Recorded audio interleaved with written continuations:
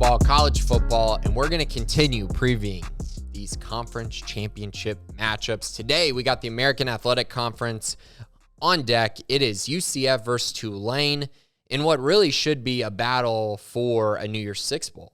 It really seems that way. The only other team that's kind of in striking distance is UTSA, but currently both these teams are ranked higher than UTSA. Both these teams, I think, have a better resume than UTSA, and the winner of this game will have another ranked win on their resume as well.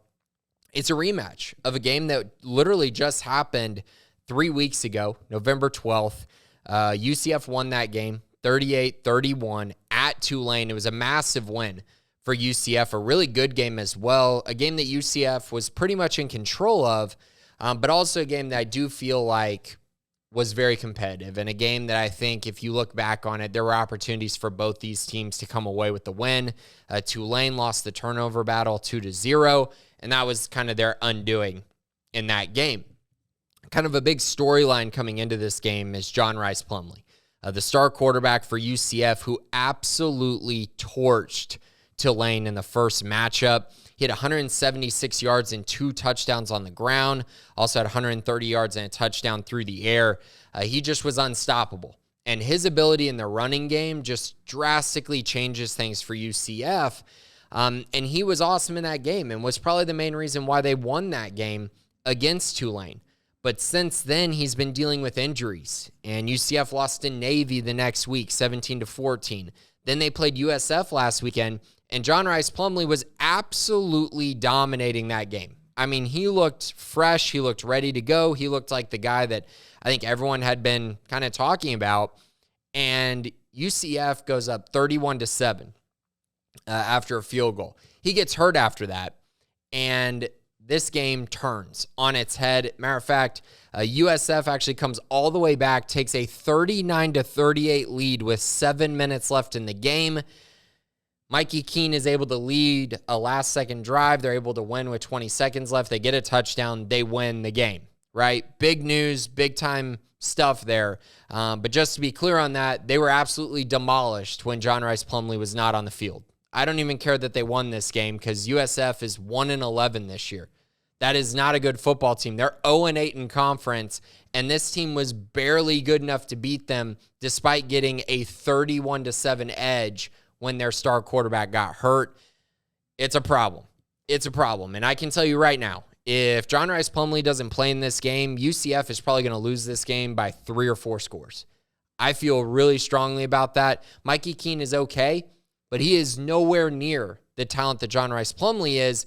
And the thing of it is that's where they attacked Tulane's defense last week. That's where Tulane has been exploited rather consistently as they give up 155 yards on the ground per game in the American Athletic Conference. That is not good. That is not good at all. They've been much better against the pass. Well, UCF doesn't throw the ball much when John Rhys Plumlee is in the game. You know, they're perfectly content with throwing for 150 yards because I think they feel pretty strongly they can run for 225, 250 yards in this game. So that's going to be something to watch. And now, it was a hamstring injury that pulled him out of the USF game, but one thing I will mention is they were up 31-7.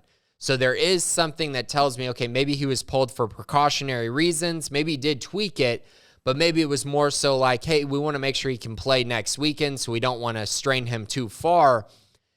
And I think that's pretty indicative of what happened. And they gave up the huge lead, and then he didn't come back in the game, and they got saved. So I don't know what's going on there. My hunch is that he's going to play in this game, but hamstrings are tough. Hamstrings can be re-aggravated really quickly, and in a game with so much on the line, you're going to be counting on him to run a lot. And that's going to put a lot of strain on his body, which makes me very concerned. Tulane, on the other hand, is playing their best football of the year. They knocked off Cincinnati on the road last weekend, 27-24. They demolished SMU 59-24 the weekend before.